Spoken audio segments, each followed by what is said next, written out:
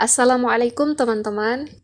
Pada kesempatan kali ini, kami akan memberikan penjelasan yang pertama mengenai klasifikasi media pembelajaran.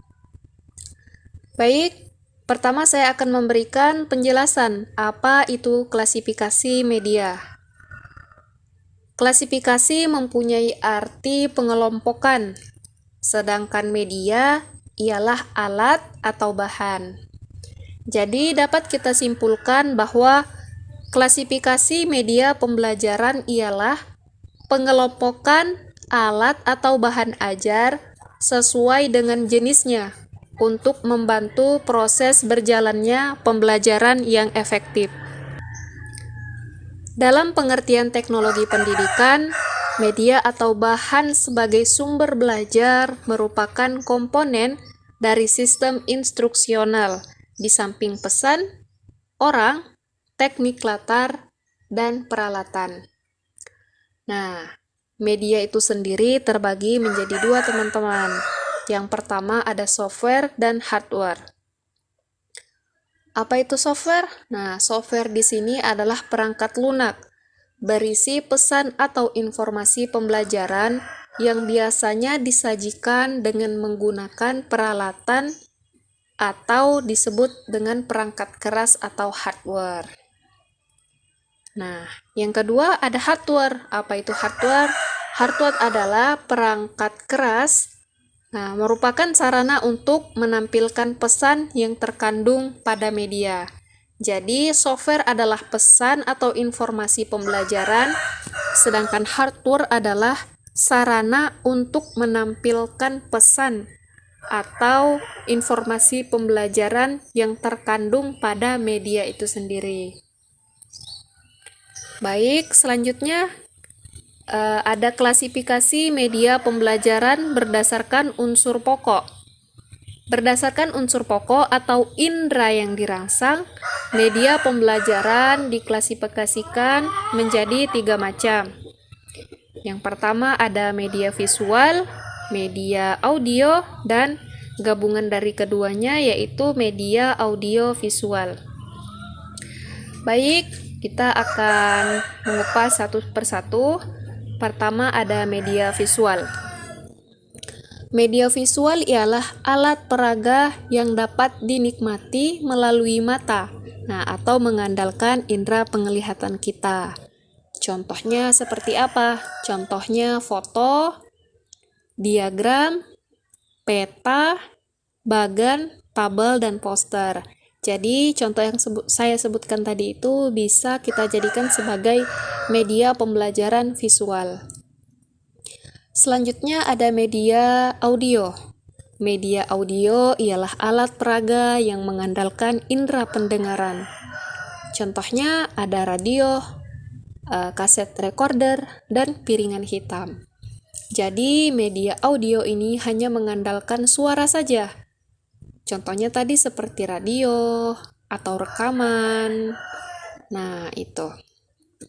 Kemudian ada media audio visual. Jadi gabungan antara visual dan juga audio. Jadi selain kita dapat menikmati gambarnya, kita juga dapat mendengarkan suaranya. Jadi media audiovisual ini media yang mempunyai unsur suara dan unsur gambar. Jadi gambarnya itu bisa yang diam atau yang bergerak ya. Yang bergerak itu contohnya seperti di video atau film. Nah, kemudian ada klasifikasi media pembelajaran berdasarkan pengalaman belajar. Ada apa saja? Yang pertama ada pengalaman melalui informasi verbal. Apa itu? Nah, berupa kata-kata lisan yang diucapkan oleh sang guru atau si pembelajar ya. Nah, termasuk di dalamnya media. Maksudnya media kan dapat juga menyampaikan informasi baik berupa kata-kata melalui media tersebut, misalnya di dalam video. Di dalam video itu ada kata-kata yang diucapkan. Nah, itu termasuk pengalaman melalui informasi verbal. Kemudian yang kedua, pengalaman melalui media nyata, berupa pengalaman langsung atau peristiwa. Contohnya, kita melakukan observasi di pantai, ya kan, tujuannya untuk mengetahui keadaan ekonomi, sosial, dan budaya masyarakat di pesisir pantai tersebut. Masih banyak contoh yang lain juga. Kemudian yang terakhir, pengalaman melalui media tiruan, berupa tiruan atau model dari suatu objek atau bendanya. Misalnya, kita sedang belajar tentang anggota tubuh, maka ada objeknya atau ada modelnya. Itu sebagai media pembelajaran melalui media tiruan. Demikian dari saya, selanjutnya akan disampaikan oleh rekan saya, Rahmi Nurillah, mengenai klasifikasi media pembelajaran menurut para ahli. Silahkan, Rahmi Nurillah. Saya, Rahmi Nurillah, akan menjelaskan seputar klasifikasi media pembelajaran menurut para ahli.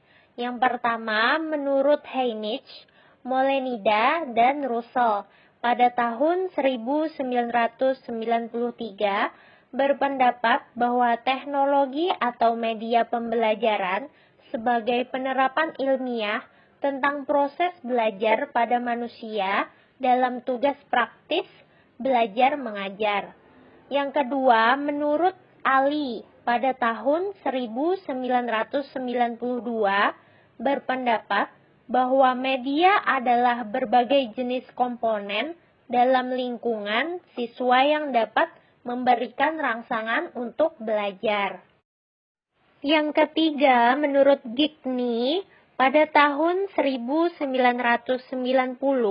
berpendapat bahwa kondisi yang berbasis media meliputi jenis penyajian yang disampaikan kepada para pembelajar dengan penjadwalan, pengurutan, dan pengorganisasian. Yang keempat, menurut Miyarso pada tahun 2004 berpendapat bahwa media pembelajaran adalah segala sesuatu yang digunakan untuk menyalurkan pesan serta dapat merangsang pikiran, perasaan, perhatian, dan kemauan si belajar, sehingga dapat mendorong terjadinya proses belajar. Yang kelima, menurut Arif S. Sadirman, pada tahun 1984 berpendapat bahwa media adalah segala alat fisik yang dapat menyajikan pesan serta merangsang siswa untuk belajar seperti film, buku, dan kaset. Nah, itu dia tadi beberapa klasifikasi media pembelajaran menurut para ahli. Selanjutnya, media pembelajaran harus sedemikian rupa sehingga mendukung suasana belajar mengajar yang menyenangkan.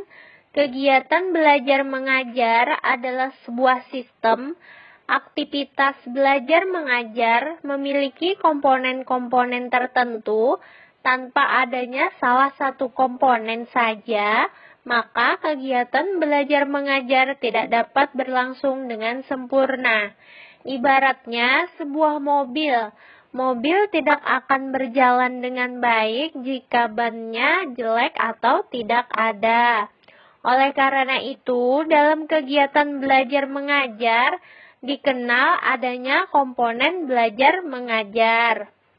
Menurut Karti Hari Sukarsih, komponen belajar mengajar terdiri dari yang pertama tujuan, yang kedua bahan pelajaran, yang ketiga kegiatan belajar mengajar, yang keempat metode, yang kelima media atau alat, yang keenam sumber belajar, dan yang ketujuh evaluasi. Itu saja penjelasan dari saya, akan dilanjutkan oleh rekan teman sekelompok saya. Terima kasih. Selanjutnya adalah karakteristik media pembelajaran sesuai klasifikasi